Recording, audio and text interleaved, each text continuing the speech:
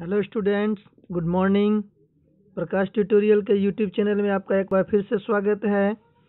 Magnetic effect of current chapter में हम लोग आज पढ़ेंगे एम्पियर्स लॉ। एम्पियर का नियम इम्पोर्टेंट लॉ है। 2 मार्क्स में भी पूछा जाता है एम्पियर के नियम को लिखें, तो पहले इसका नियम लिखेंगे, फिर नियम को प्रूफ करेंगे, फिर इसका एप्लीकेशन देखेंगे। तो एम्पियर लॉ कहता है the line integral of, statement याद करेंगे, the line integral of magnetic field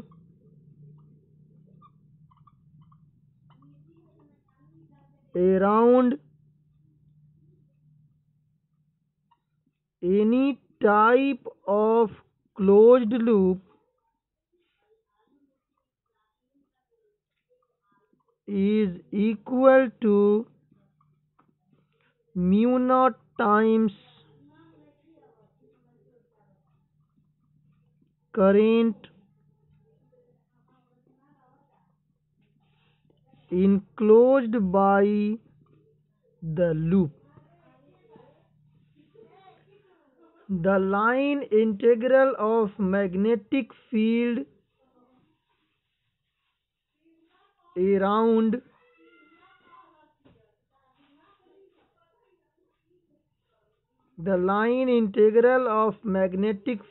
around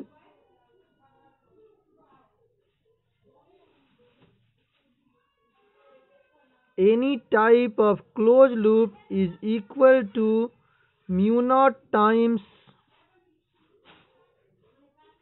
current enclosed by the loop। यानी किसी बंद लूप में चुंबकीय क्षेत्र का रेखीय समाकलन उस लूप से घिरे कुल धाराओं का म्यू नॉट गुना होता है। पहले इसको लिखें, हिंदी में लिखें। किसी बंद लूप में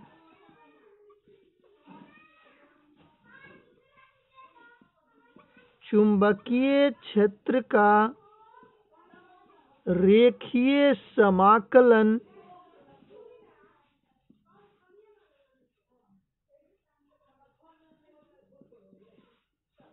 उस लूप से घिरे कुल धाराओं का म्यू नॉट गुना होता है। किसी बंद लूप में चुंबकीय क्षेत्र का रेखीय समाकलन उस लूप से घिरे कुल धाराओं का म्यू नॉट गुना होता है। इसको मैथमेटिकल फॉर्म में कैसे लिखेंगे? Integration of close integration of B dot D L is equal to mu naught into sigma I.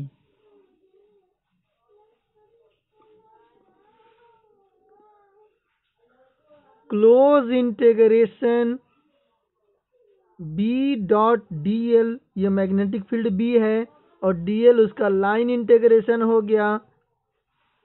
Close integration of B dot D L is equal to mu naught into sigma I. जितना भी current रहेगा सब का सम कर देंगे, सबको जोड़ेंगे। ये हमारा स्टेटमेंट है एम्पियर्स लॉ का।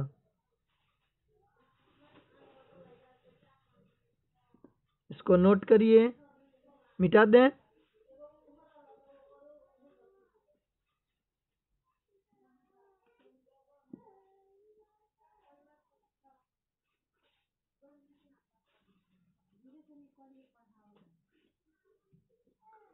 अब देखो,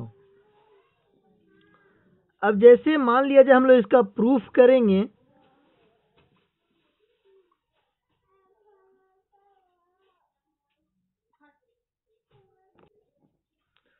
proof of Ampere's law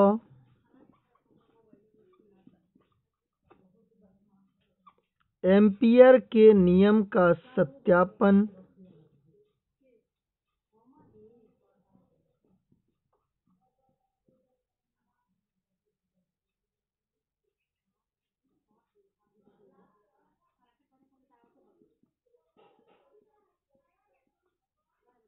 ampere के नियम का सत्यापन। अब देखो, जैसे मान लिया जाए कि यह कोई कंडक्टर है, स्ट्रेट कंडक्टर है, इसमें करंट फ्लो कर रहा है आई। तो हम लोग पढ़े थे कि इसके चारों तरफ मैग्नेटिक फील्ड बनेगा। तो जब इसके चारों तरफ मैग्नेटिक फील्ड बनेगा तो मैग्नेटिक फील्ड लाइंस होगी सर्कुलर। ध्यान से बात को समझना है।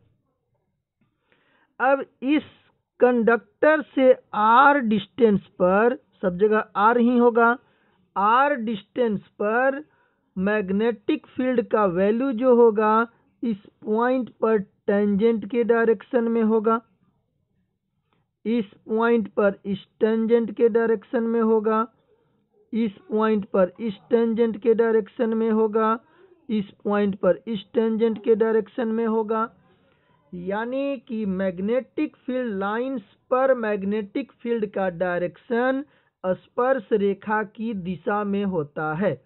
जैसा हम लोग इलेक्ट्रिक फील्ड लाइंस के बारे में पढ़े थे कि किसी विद्युत क्षेत्र की रेखाओं पर विद्युत क्षेत्र की दिशा स्पर्श रेखा की दिशा में होती है। और बायो-सेवर्ट लॉ से हम लोग पता किए थे कि किसी कंडक्टर से आर डिस्टेंस पर अगर कोई इनफाइनाइट लेंथ का कंडक्टर है, उसके आर डिस्टेंस पर मैग्नेटिक फील्ड का वैल्यू होता है, यहाँ पर लिख दें Biot Savart law, B is equal to mu naught I by 2 pi R, mu naught I by 2 pi R. और इसकी दिशा किधर होगी? स्पर्श रेखा की दिशा में। यानी कि अगर यह स्मॉल एलिमेंट हम लोग डीएल लेंगे तो डीएल और बी के बीच में एंगल कितना होगा? 0 डिग्री। तो हम लोग यहाँ पर क्या लिखें? Integration B dot DL, integration B dot DL, इसी का वैल्यू निकालना है जो कि आना चाहिए म्यू नॉट इंटू आई, क्योंकि यहाँ पर करंट है आई। तो यहाँ पर हम लोग क्या लिख सकते हैं? Integration B DL cos 0 degree, integration B dot DL बराबर इंटीग्रेशन बी के जगह पर mu naught I by 2 pi R into DL, और कॉस 0 का वैल्यू होता है 1। तो इसमें जो कांस्टेंट है उसको बाहर निकालेंगे। ध्यान दो कांस्टेंट क्या है? Mu naught I by 2 pi R constant है, क्योंकि आर का वैल्यू भी नहीं चेंज होगा। Integration DL. अब देखो, हम लोग इस वृत्त के सरकमफेरेंस पर कोई पॉइंट लिए हैं डीएल, स्मॉल लेंथ लिए हैं, इसके परिधि पर लिए हैं डीएल। इस सारे डीएल डीएल डीएल डीएल को जोड़ेंगे तो क्या मिलेगा? सरकमफेरेंस ऑफ ए सर्किल, और इसका वैल्यू होता है 2 पाई आर। यहाँ पर लिख दें इंटीग्रेशन बी डॉट डीएल बराबर mu naught I by 2 pi R into integration DL बराबर क्या? 2 पाई आर। ये दोनों टर्म कैंसिल हो गया। यहाँ पर लिखते हैं because integration DL is equal to 2 pi R. Integration B dot DL is equal to mu naught into I, और ये आपका एम्पियर्स लॉ प्रूव्ड हो गया। एम्पियर्स लॉ क्या कहता है? किसी चुंबकीय क्षेत्र का रेखीय समाकलन उसके क्लोज लूप के द्वारा घिरे कुल धाराओं का म्यू नॉट गुना होता है। ऐसा ही स्टेटमेंट कुछ आप लोग पढ़े थे गॉस थ्योरम में, जो कि क्लोज लूप के लिए लागू होता था, उसमें आवेशों का 1/ε0 गुना होता था। E dot D A flux, E dot D A B की जगह पर था E और डी एल की जगह पर था D A, B dot D A is equal to Q/ε0 आया था ना। तो एम्पियर्स लॉ में आपका करंट आएगा और मैग्नेटिक फील्ड आएगा। आपको याद रखना है म्यू नॉट इंटू आई, जितना भी करंट रहेगा उस करंट का म्यू नॉट गुना होगा। आपको दिमाग में यह बात रखना है, इसको लिख लीजिए।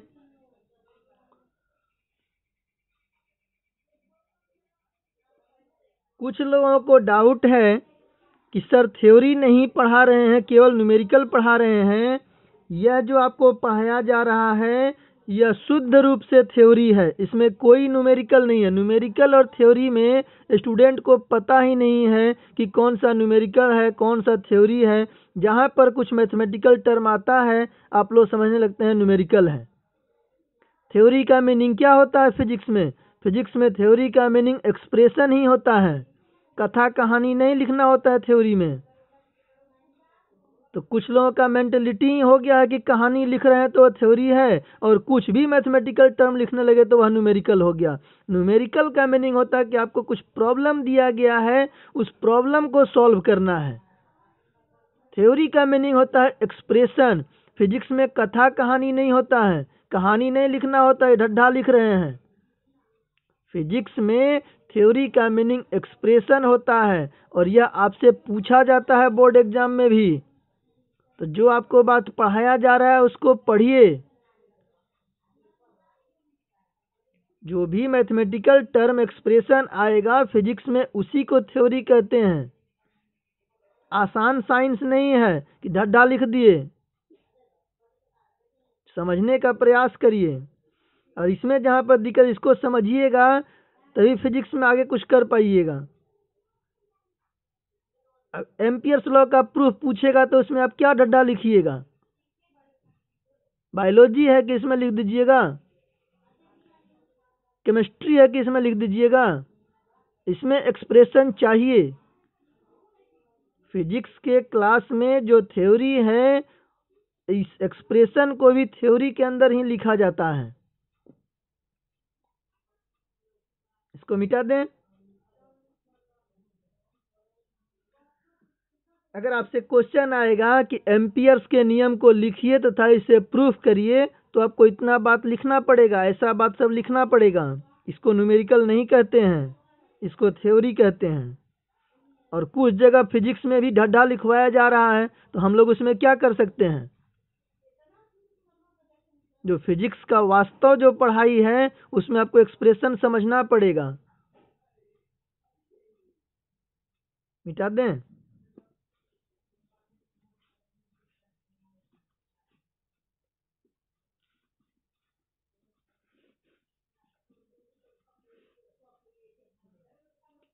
अब देखो एक कॉन्सेप्ट आपको और इसमें हम सिखा देते हैं। कॉन्सेप्ट आपको हम एक और सिखा देते हैं। मान लिया जाए कि यह कोई क्लोज लूप है जिसमें करंट जा रहा है। करंट या तो अंदर की ओर जा सकता है, नहीं तो बाहर की ओर निकल सकता है। यही ना होगा कागज के तल में, या तो करंट नीचे की ओर जाएगा, नहीं तो करंट नीचे से ऊपर आएगा। तो यहाँ पर हम मान लिए कि एक करंट है I1, ये आउटवर्ड हो गया, I2 इनवर्ड हो गया, I3 इनवर्ड हो गया, I4 आउटवर्ड हो गया, I5 इनवर्ड है, यहाँ पर दिया हुआ है I6 आउटवर्ड है, यहाँ पर दिया हुआ है।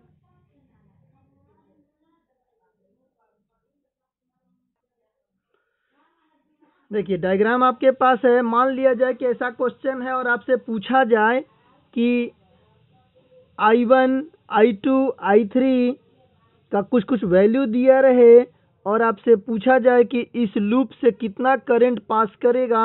मान लिया जाए कि आपको दे दिया गया I1 बराबर 3 एम्पियर, I2 बराबर 5 एम्पियर, I3 बराबर 10 एम्पियर, I4 बराबर 2 एम्पियर, I5 बराबर 5 एम्पियर, I6 बराबर 20 एम्पियर। तो आपको इंटीग्रेशन B.dl का वैल्यू बताना है। इंटीग्रेशन B.dl का वैल्यू आपको बताना है। देखो, जब भी आपको ऐसा क्वेश्चन आ जाए कि लूप दिया रहे और उसमें करंट दिया रहे और मैग्नेटिक फील्ड का लाइन इंटीग्रेशन पूछा जाए, तो हम लोग इसमें क्या करेंगे, तुरंत एम्पियर्स लॉ लगाएंगे और दिमाग में रखेंगे कि हम लोग उसी करंट को कंसीडर करेंगे जो करंट उस क्लोज लूप के भीतर आता है। जैसे इस डायग्राम में देखिए, I5 और I6 क्लोज लूप से बाहर है, तो इसका कोई रोल नहीं है मैग्नेटिक फील्ड निकालने में। अब यहाँ पर देखिए दो तरह का करंट है, एक डॉट है और एक क्रॉस है। डॉट का मीनिंग क्या होता है, बाहर की ओर।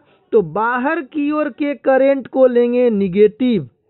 इंपॉर्टेंट बात दिमाग में रखिए, बाहर की ओर के करंट को लेंगे निगेटिव और अंदर की ओर के करंट को लेंगे पॉजिटिव। दिमाग में रखिए, बाहर की ओर के करंट को लेंगे निगेटिव और अंदर की ओर के करंट को लेंगे पॉजिटिव। देखो इसका सॉल्यूशन क्या हो जाएगा, इंटीग्रेशन B.dl बराबर म्यू नॉट इंटू, अब देखो कौन कौन सा करंट है इस क्लोज लूप में, चार तरह का करंट है, I1, I2, I3, I4।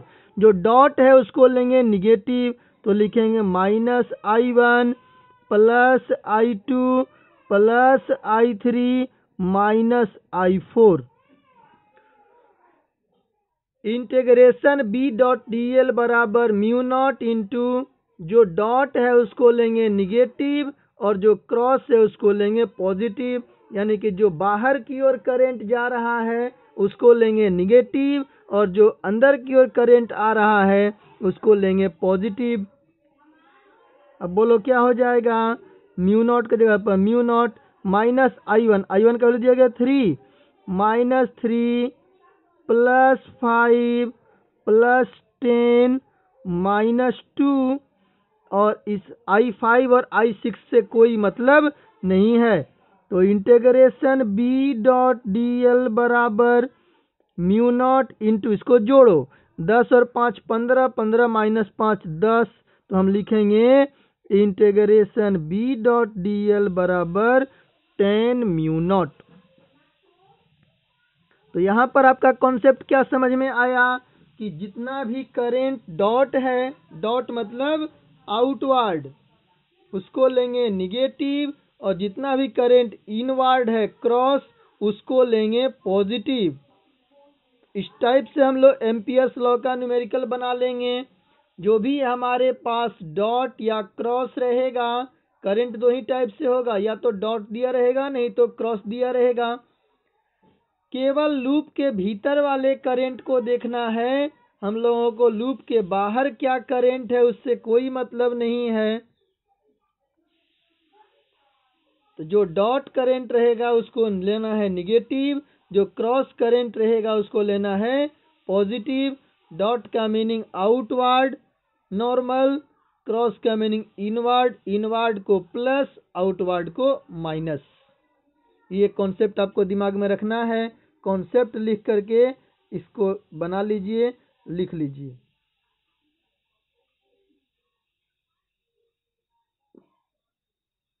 मिटा दें।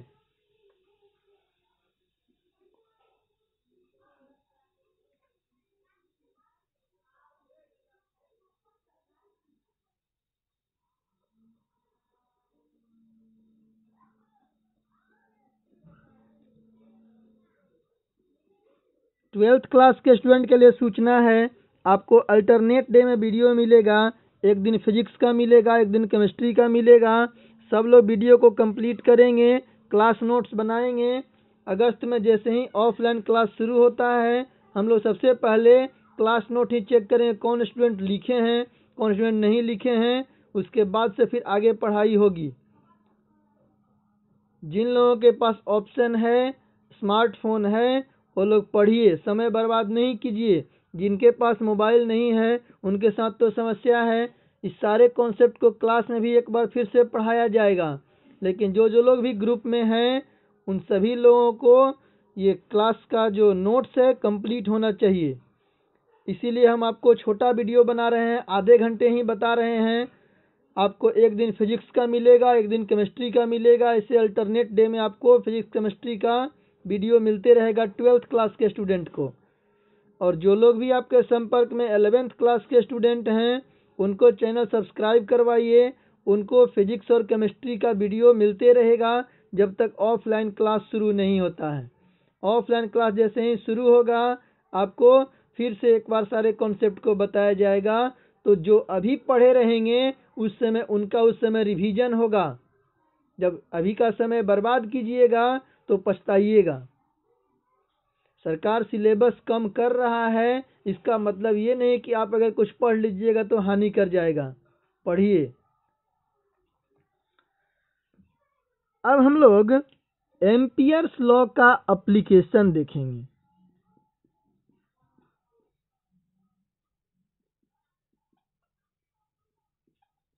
Applications of Ampere's law, ampere के नियम का अनुप्रयोग।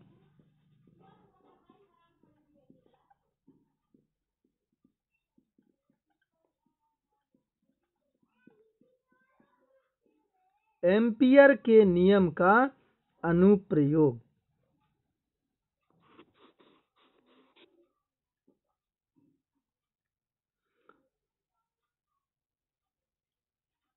जैसे हम लोग बायो-सेवर्ट लॉ का एप्लीकेशन पढ़े थे, उसी प्रकार एम्पियर के नियम का भी एप्लीकेशन पढ़ेंगे। सबसे पहला एप्लीकेशन इसका देखते हैं। अनंत लंबाई की सीधे तार के कारण चुंबकीय क्षेत्र का व्यंजक। एक सीधे लंबे अनंत लंबाई के तार से प्रवाहित धारा के कारण चुंबकीय क्षेत्र। देखो, जैसे हम लोग बायो-सेवर्ट लॉ से निकाले थे ना कि B बराबर आया था mu naught I by 2 pi R। इसको हम लोग फिर से यहाँ प्रूफ कर देंगे कि अनंत लंबाई के तार के कारण चुंबकीय क्षेत्र का व्यंजक।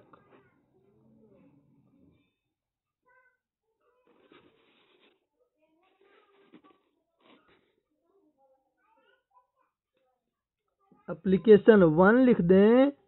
अनंत लंबाई के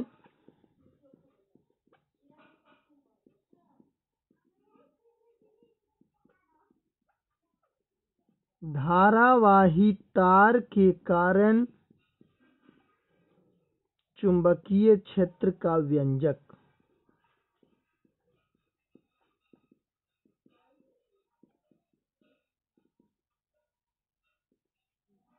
अनंत लंबाई के धारावाही तार के कारण चुंबकीय क्षेत्र का व्यंजक। Magnetic field due to infinite long straight wire current carrying. Magnetic field due to infinite long straight wire carrying current. अनंत लंबाई के धारावाही तार के कारण चुंबकीय क्षेत्र का व्यंजक। ध्यान से बात को देखें। देखो, यह एक तार हो गया जो अनंत लंबाई का है और इसमें करंट फ्लो कर रहा है I। जब इसमें I करंट फ्लो करेगा तो इसके चारों तरफ मैग्नेटिक फील्ड बनेगा और मैग्नेटिक फील्ड का जो डायरेक्शन होगा वह प्रत्येक पॉइंट पर टेंजेंट के डायरेक्शन में होगा। अभी आपको ये बात हम बताए थे। ऐसा है। अब मान लिया जाए कि R डिस्टेंस पर अगर हमको निकालना है, R डिस्टेंस पर अगर हमको मैग्नेटिक फील्ड निकालना है तो हम लोग कैसे लिखेंगे? सर्कुलर पाथ के अनुदिश अगर हम लोग घूमेंगे तो कितना वर्क होगा? Integration W is equal to integration B dot DL, integration B dot DL, और यह बराबर कितना होता है? म्यू नॉट इंटू आई के। एम्पियर्स लॉ से हमको ये बात पता है कि इंटीग्रेशन B डॉट DL बराबर क्या होता है? म्यू नॉट इंटू आई। अब यहाँ पर अगर हम लोग DL ले लिए स्मॉल लेंथ और यह B ले लिए, यहाँ पर लिख दें by Ampere's law, integration B dot DL is equal to mu naught into I. यह हो जाएगा integration B DL cos 0 degree, क्योंकि B और DL के बीच का एंगल कितना है? 0 डिग्री, बराबर म्यू नॉट इंटू आई। B का वैल्यू निकालना है और कॉस 0 डिग्री का वैल्यू 1 होता है, तो यह हो गया B इंटू इंटीग्रेशन DL बराबर म्यू नॉट इंटू आई, क्योंकि कॉस 0 डिग्री का वैल्यू क्या होगा? 1। B इंटू इंटीग्रेशन DL बराबर क्या हो जाएगा? 2 पाई R बराबर म्यू नॉट इंटू आई, तब B बराबर क्या हो जाएगा? Mu naught I by 2 pi R। तो किसी अनंत लंबाई के धारावाही तार के कारण R दूरी पर चुंबकीय क्षेत्र, यहाँ से R डिस्टेंस पर मैग्नेटिक फील्ड का जो फॉर्मूला होगा वह होगा B is equal to mu naught I by 2 pi R, mu naught I by 2 pi R। ये आपका एम्पियर्स लॉ का पहला एप्लीकेशन हो गया। आपसे क्वेश्चन कैसे पूछा जा सकता है? एम्पियर के नियम को लिखें तथा एम्पियर के नियम की सहायता से अनंत लंबाई के धारावाही तार के कारण चुंबकीय क्षेत्र का व्यंजक प्राप्त करें। Right Ampere's law, on the basis of Ampere's law derive the expression for magnetic field due to an infinite length current carrying wire। ऐसा क्वेश्चन पूछा जा सकता है और एकदम आसान है।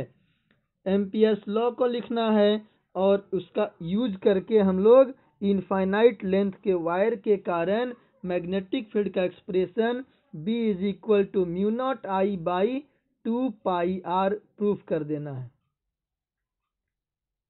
मिटा दें।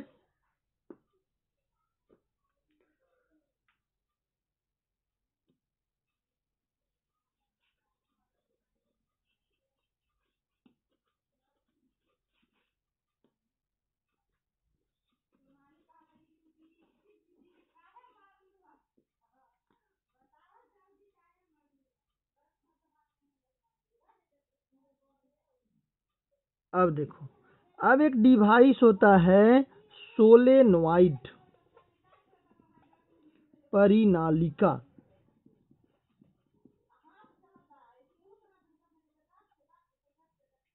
परिनालिका सोलेनॉइड किसको कहेंगे? सोलेनॉइड और टोरॉइड दो डिवाइस है जिसके द्वारा हम लोग मैग्नेटिक फील्ड प्रोड्यूस करते हैं, और इस मैग्नेटिक फील्ड सोलेनॉइड के भीतर कितना मैग्नेटिक फील्ड होगा, टोरॉइड के भीतर कितना मैग्नेटिक फील्ड होगा, इसका एक्सप्रेशन हम लोगों को अभी करना है। ये दोनों एप्लीकेशन है एम्पियर्स लॉ का। ये दोनों एप्लीकेशन हम लोग पढ़ लेंगे तो एम्पियर्स लॉ का कॉन्सेप्ट कंप्लीट हो जाएगा।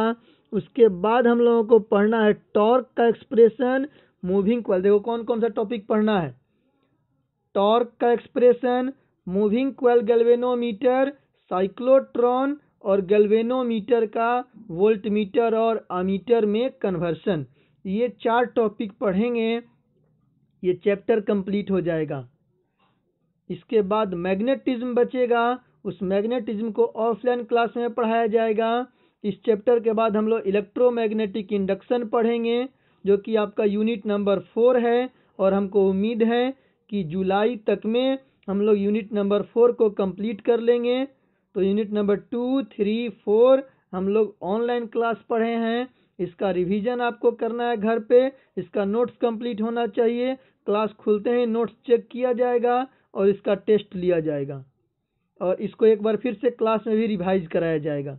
तो सोलेनॉइड किसको कहेंगे, इसका पहले परिभाषा लिखिए, क्योंकि आपसे कभी कभी क्वेश्चन पूछा जाता है। डिफाइन सोलेनॉइड, पहले हिंदी में लिखिए। सघन बेलनाकार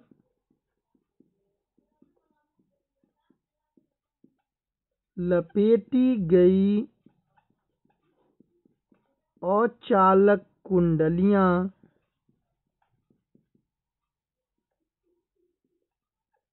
जिसकी लंबाई उसके व्यास से बहुत अधिक होती है,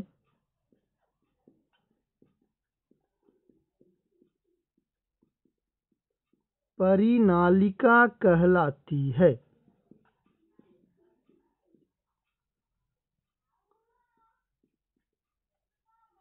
A closely bounded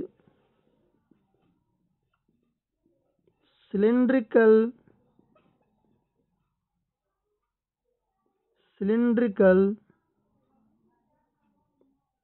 coils which have length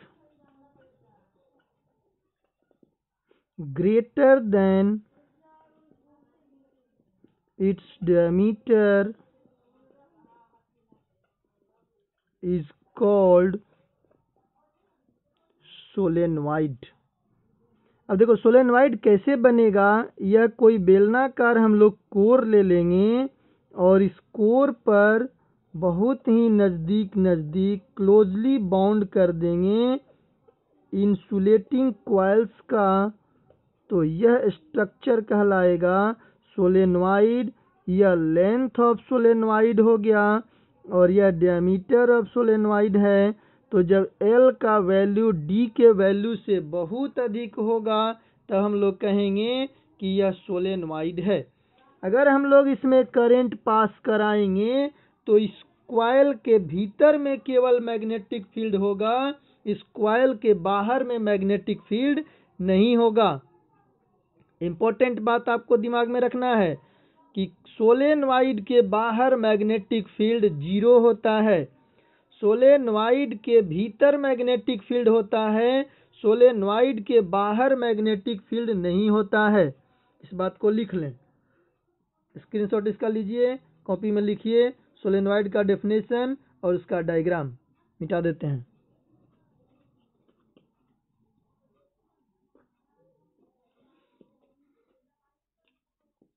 note,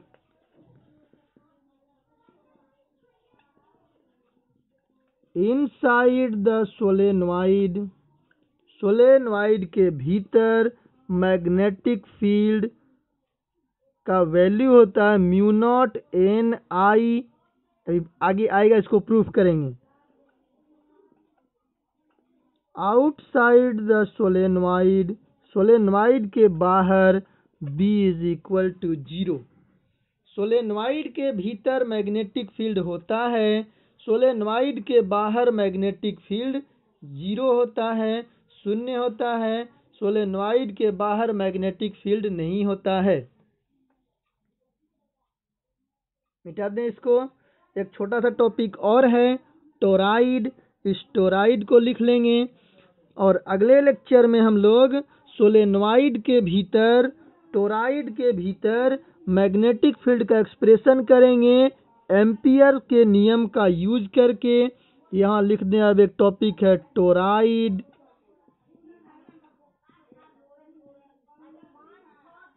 toroid. अब देखो, अगर उस अचालक कुंडलियों को वृत्ताकार कोर पर लपेटा जाए, एक ऐसा ले लिया जाए सर्कुलर कोर, और इसमें हम लोग क्या कर दें कि इसको लपेट दें वृत्ताकार कोर पर, तब हम लोग इसको कहेंगे यह है toroid. If insulated coils are bounded